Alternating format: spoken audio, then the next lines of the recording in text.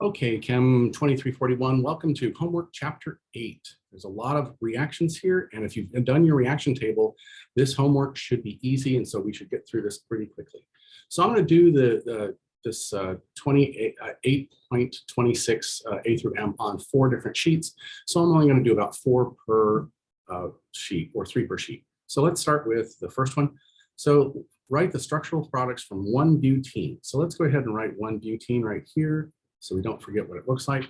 And then that makes it a little bit easier. So for 1, we're going to get a Machognikov addition across the double bond. So our new bond is going to be this H and an I here, okay? And depending on which side it attacked, it'll give us a mixture of isomers of this stereo center, the stereo center right here. And so we're going to get both the R and the S mixture. Okay, so let's go to number 2 here, and we're going to do that's Palladium catalyzed hydrogenation. So that means we're going to get a hydrogen here and a hydrogen here. So it takes it down to the alkane. And so let's do number 3 right here. Ooh, dilute H2SO4, which is sulfuric acid, warm. Okay. Well, this is tricky because what you're really saying here is that you have water and sulfuric acid together. And so what it's really going to do is it's going to do a hydrolysis. Okay. And remember, when we do that acid catalyzed hydrolysis, we get the OH on the more substituted side, the one that can form the more stable carbocation. Okay. So, and let's do number 3. Now let's do number 4 on this one since we have room. And we'll try that 4 here. Ooh, we're going to end up with basically the same product here that is giving us the same conditions. Okay, and if you want to look for that, that's on the book on page 346. That's where it has that warm dilute acid reaction.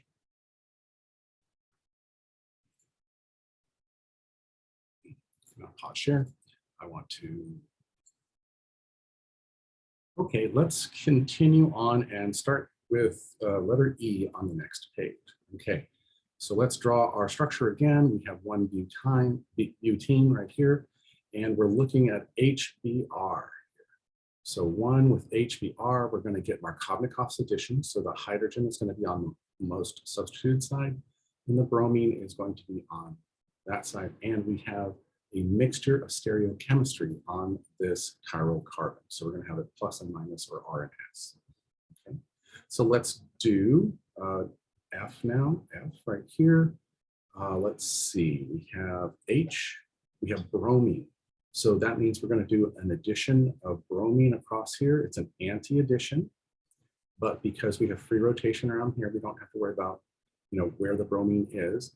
And again, we have stereochemistry here, but we have no specification. So it's an anti-addition, but we are going to get a mixture of R and S at that site because it can attack from the top or the bottom. Okay, and let's do G right here. So we have bromine plus water. Okay, so that's the halohydrin reaction. So the first thing we're going to do is we're going to put bromine on there like this. And now we have time for that hydrin, that water, to come in and attack as a weak nucleophile, and it's going to attack on the more substituted side because that is going to carry more of the positive charge in our system, or have a more stable positive charge.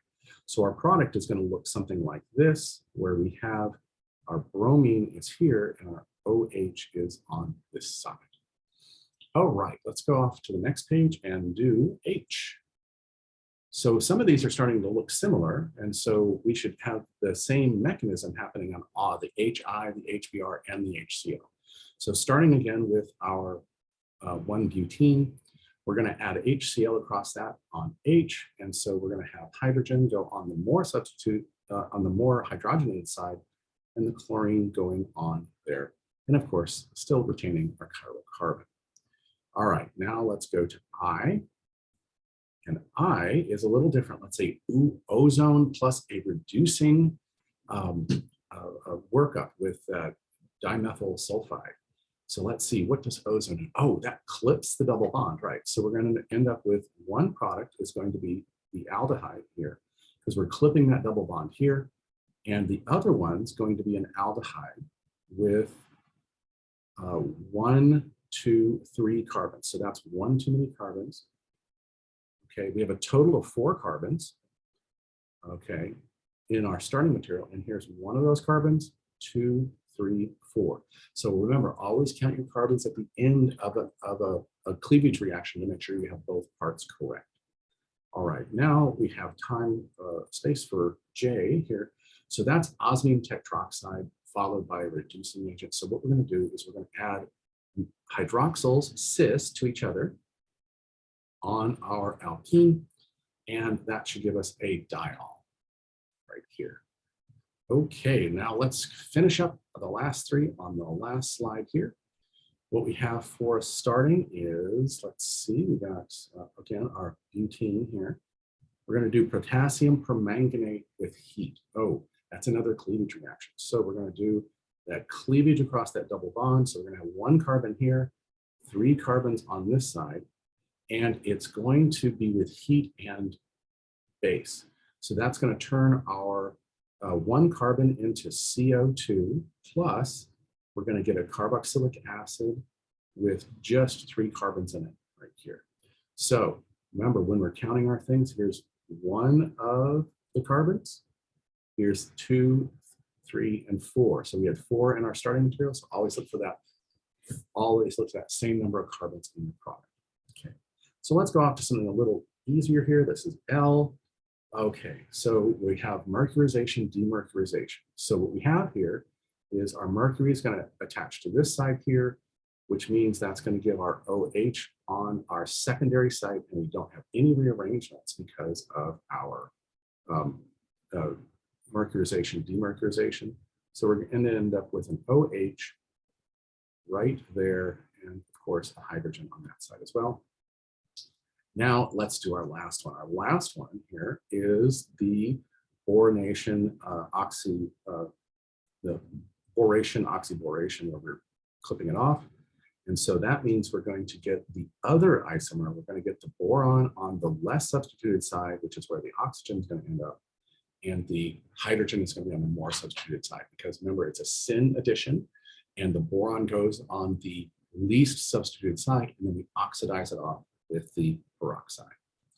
All right, moving on to our next one, which is 28. Let's see, write the structures for the major products for these isomers. So let's start with A here. And so we already have the structures drawn. So with A here, we know we're going to get addition across this double bond because we have water and sulfuric acid. We know we're going to get an alcohol out of it, right? And so we need to figure out, so this is a secondary carbon, this is a tertiary carbon. The alcohol is always going to end up on the more stable carbocation for this, so we're going to put it on the tertiary carbon. So when we draw this product right here, we're going to get OH plus our ethyl group there. Okay, so let's go to B here, and let's see, we have bromine. It's going to add across the double bond, and it's not going to rearrange because it is going to do anti-addition. We get 1 on the top and then 1 comes on the bottom. And so what we'll have is a mixture of isomers. Right here, we're going to have our ethyl group here. We're going to have one where our bromine is up, and this is down, and then one where our bromine is down, and our hydrogen here is up. And then we're going to have the other isomer, which if we draw the other isomer, it should be where this bromine is up, this ethyl group is up, and this bromine is down. Okay, so that'll be the other isomer. Oh, look at that. In number 9, we actually have isomers too. We have a stereo center here, or do we? We have a 6-membered ring. So yeah, it's going to be symmetrical, so we only have the 1 isomer. All right, so let's try to do C over here on this side. Okay, we have boronation, hydroboronation, and then followed by an oxidation. So that means we're going to put the boron on this carbon, because this is a secondary, this is a tertiary. That means our OH is going to end up on that secondary. So we're looking at a product that's going to look like this. But we're going to have hydrogen here, and an OH here. And again, it adds syn, so we're going to get the isomers for this would be, they're both pointing up right here, and then there would be one where they are both pointing down. So we're going to have, this CH3 is going to come up, and our hydrogen is going to go down. So we have that syn addition with the boron on there, and we oxidize off the boron to give us our alcohol. All right, let's go ahead and do the next one on the next page right here. So we're going to start with, oops, not that one. We're going to start with color here. So we're adding bromine across it. So we're going to look for our stereoisomers here, 1, 2, 3, 4, 5, 6. And we're going to start with the one where the bromine added here on the top, and then the other bromine was down here on the bottom. And then we have our ethyl group here. So the ethyl group goes down. All right, now, so if we added to the other side, what isomer would we get? We would get the bromine going down, this coming up, and our bromine on the other carbon would be going up here. Okay. So we do have 2 stereoisomers from that. All right, so now let's look at that last one. Okay, D. D, we're looking at a oxidation reaction, and again, it's reducing. That means we can get aldehydes. So that means we're going to clip off right here. The cool thing about this molecule is it's symmetrical. We actually only get one product, the cyclohexane with an aldehyde on it. Okay, we get 2 equivalents of that. Okay. All right, let's go on to the next one right here. Give the structure of the products you would expect from a reaction with 1-butene for these things. So let's draw our 1-butene again so that we can make sure we're doing it 1, 2, 3, 4, 1, 2, 3, 4. And let's put our hydrogen here, because that might come into play at some point. All right, so let's look at the first one, A. 1 molar equivalent of bromine. So 1 molar equivalent of bromine is going to give us an alkene with a bromine on one of them and a bromine over here and a hydrogen. Why did I draw that isomer that way? Okay. Think about the intermediate. We had to have the bromine sit on top of the double bond, and the other bromine had to come in from the bottom, and therefore it's going to give us this isomer where the 2 bromines are trans to each other. Okay. Let's go to B right here. And we're going to go ahead and we're going to add hydrogen to the most hydrogenated side. We're going to add bromine to the less hydrogenated side. And this gives us just the 1 isomer. It's not cis or trans because we have 2 hydrogens on the same side, and there's no way to assign priority. Okay. If we take that compound and put another equivalent here, so that would be 2 molar equivalents of HBr, we'd actually end up having both of the bromines show up on the same side, because the hydrogens are all going to be on this side. And so what we're going to have is a 2,2-dibromo, or a geminal dibromide compound for our C.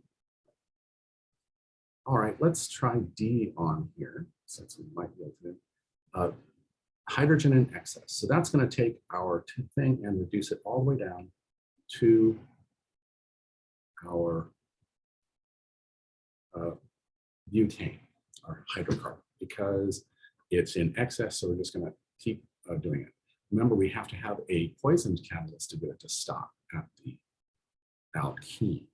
And in our next thing we have, this is one of the ways to do a poison catalyst. So we actually are going to stop at our alkene for E here. All right, let's see what's happening here in F. Let's see. Ooh, sodium amide and liquid ammonia. Then, so that's going to give us this, that's the first step of that reaction is going to give us the acetylide anion right here. And it's going to attack or do a substitution reaction on that methyl group. We're going to end up with a methyl group attached to it, and we're creating a carbon-carbon bond. Okay, so let's see what's happening in the last reaction, G. We're going to do that same thing. We're going to make that acetylide ion as a nucleophile, but look at what we're trying to attack. We're trying to attack a tertiary alkyl halide. A tertiary alkyl halide. So unfortunately, we can't do a substitution reaction on this. We have a strong base right here, and we have a tertiary alkyl halide. So what we're going to have to do is we're going to have to do an E2 reaction. And so what we'll end up forming is a product, the isobutylene. So we can't do the substitution reaction. There's no way, so we have to do our E2, and therefore our product is the isobutylene. All right, let's move on. Do a few more alkyne reactions. And so let's start with this first one, 2 equivalents of chlorine. So that means we're going to add chlorine across it. One equivalent of chlorine. So that means we're going to get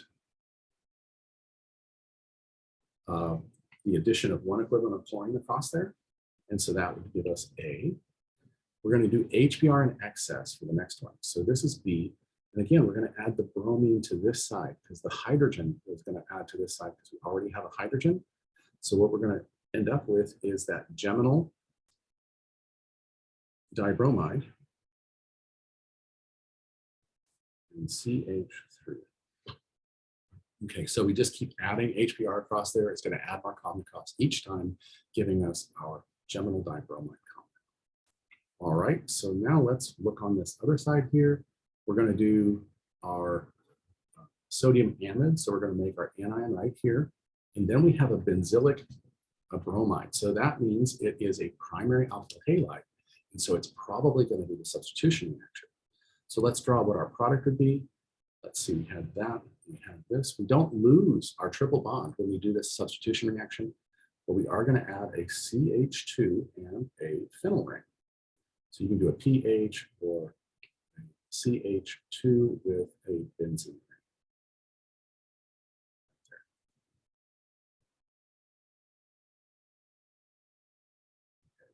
One more carbon here.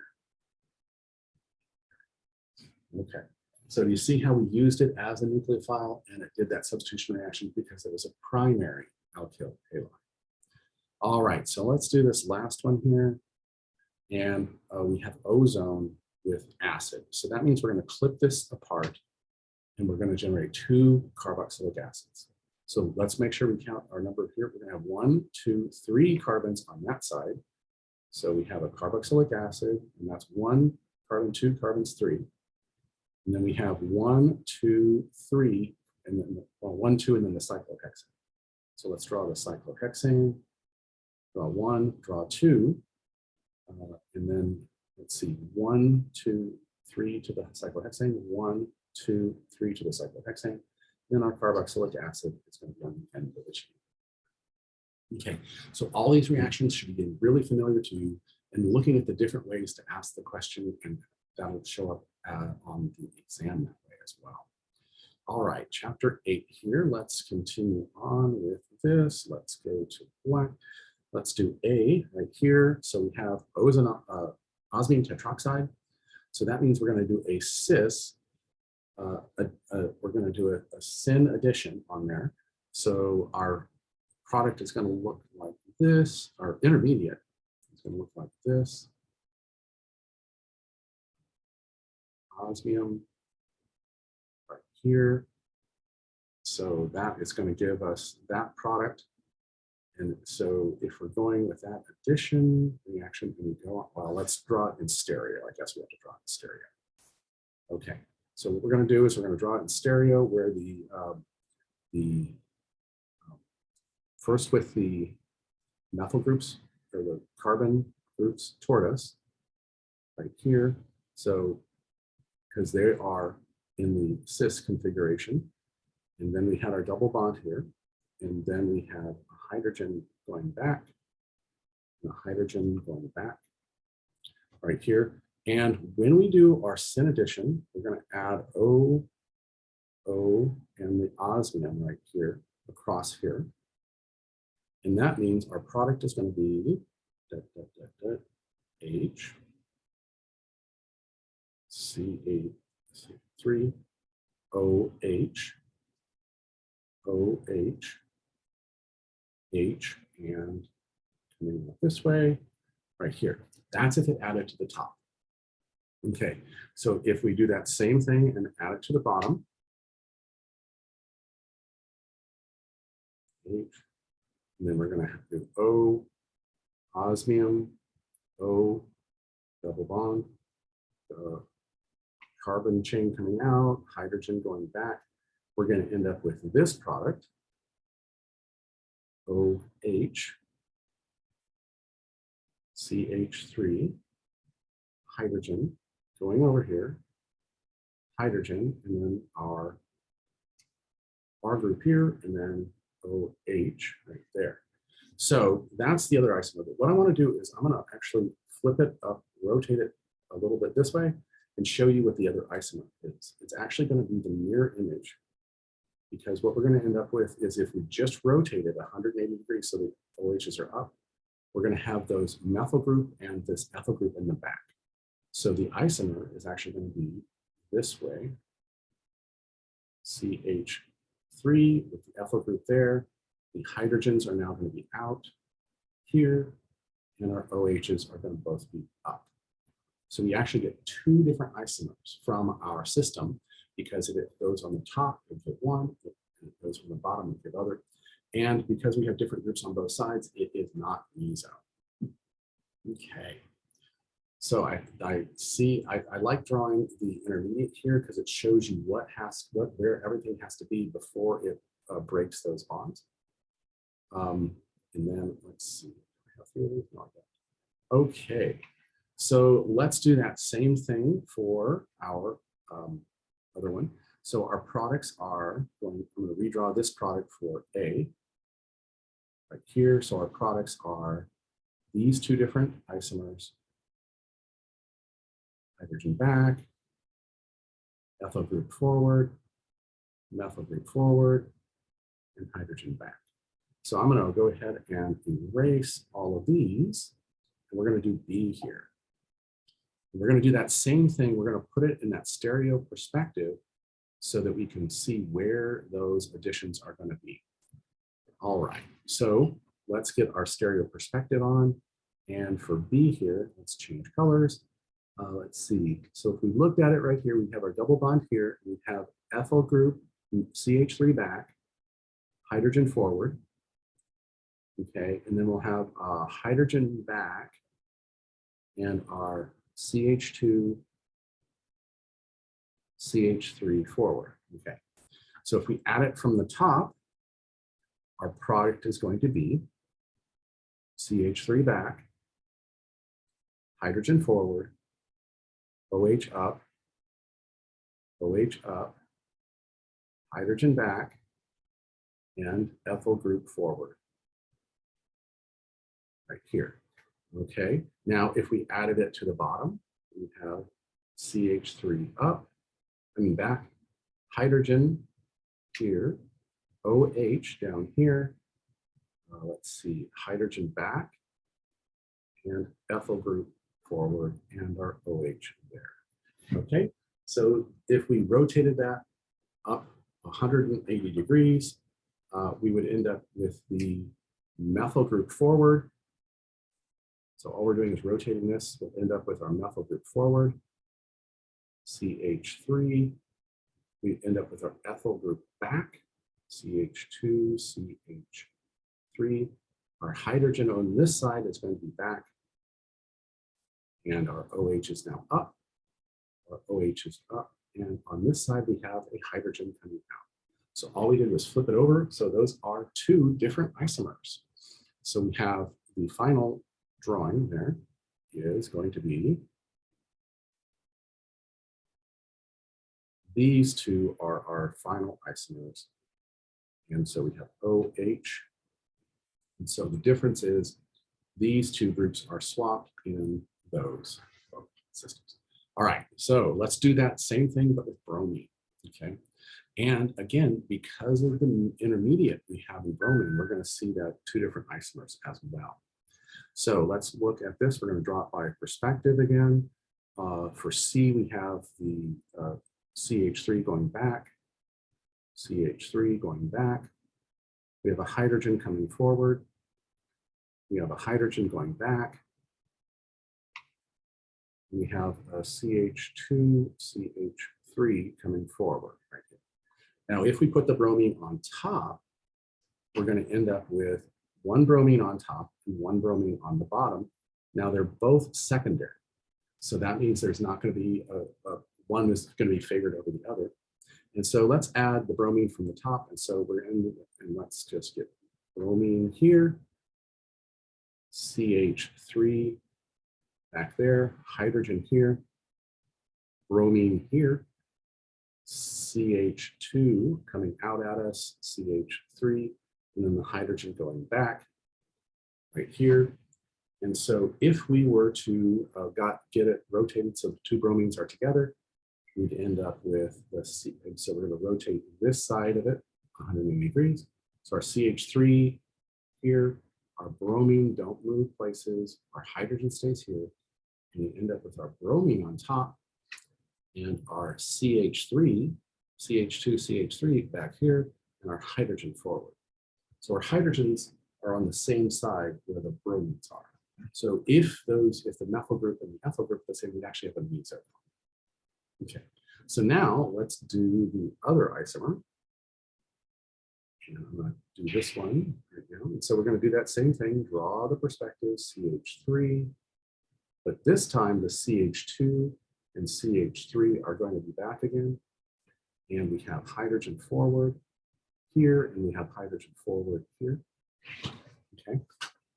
And so that our product is going to look like BR, CH3 back, hydrogen forward, bromine down, hydrogen forward, and CH3 back, C2H, CH2, CH3 back. And if we were to rotate that so that the bromines were up, we'd have the isomer where the CH3s are still back and the hydrogens, this hydrogen's forward, bromine on top, bromine here, but now the CH2, CH3 is forward and the hydrogen is now back. Now that's only if we added it where the bromine stayed on the top on this side. We would actually get other isomers that would be the same or different by adding it from leaving the first bromine on the third carbon here and putting the second bromine here, we get a different isomer. Okay, so let's look at what that isomer would look like. If we do that here, we're going to have bromine here and bromine here. So what we'd end up with is actually getting one of the same isomer we see on this side here. So we'll actually get all the different isomers we've just drawn by having it attach either one of these things on the top or the bottom to get, and doing that full rotation, you can see all of those isomers. We'll get the same isomers from both reactions. Okay, we're not doing this one right here. And so let's see what we have. Oh, we have how to make this with more than one step. Okay, so let's start counting our structure here. We have 1, 2, 3, 4, 5, 6, 7, wait, 4, 5, 6, 7, 8, 9, 10. We have 10 carbons in that one. We have 1, 2, 3, 4, 5, 6, 7, 8 carbons in this one. That means we're clipping something off, okay? So that means we're gonna have to do an oxidation here to get to a ketone. And so we're gonna get to a ketone or an aldehyde. Well, it'll be a ketone on this side. So we have to back up a step to get to this ketone. But we need a chlorine. How do we get the, oh, wait a minute, we have a reaction where we use PCl5 and it creates a general dichloride where we have a ketone. Okay, so that means if we string all that together, what will have to happen is we'll have to take our first starting material and react it with potassium permanganate, MnO4, in base, and then acidify at the end. And you'll end up with Let's see, acetic acid is one of the byproducts because we have 2 carbons. So this is one of the byproducts here. And then we get our ketone. It looks like this. Okay, and we have 1 more carbon there. Then we're going to take that and react it with PCl5 to get our geminal dichloride. Okay, see, this is where knowing those reaction tables really helps. Knowing how to convert one thing to another is where that reaction table comes in and is really to your benefit. Okay, so let's do these 2 then. Okay, so how can we get a cis alkene? Well, the only way you can get a cis alkene is to use Lindlar's catalyst. So we have to back up from there to give us a alkyne right there. So how can we get an alkyne? Oh, we can remove 2 equivalents of bromine. So what we can do is we can add bromine right here, dark, and that's going to give us a 2,3 dibromo compound. And then if we use 2 equivalents of sodium amide, and 2 right here, it's going to take 1 equivalent of HBr off, the other equivalent of HBr off to give us that. And then the only thing we have to do is we need to use Lindlar's catalyst to get us our cis alkene. Okay, so that wasn't too hard. So again, knowing those reactions is going to be very important as we start stringing these things together. Okay, so the dibromo compound. So we really want to back up here and probably end up with an alkene because we know we can add bromine across it.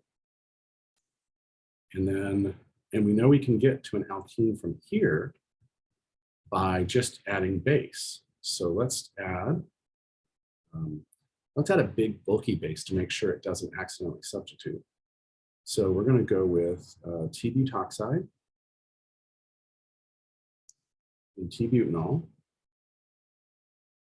Right here, that's going to give us the alkene right here. And then all we have to do is add bromine in the dark. And that gives us our final product. So this is that, trying to figure out how to get there from that so that using those reactions backwards. All right. Okay, and that is the end of chapter 8. Thank you so much, and I hope you got a lot out of this.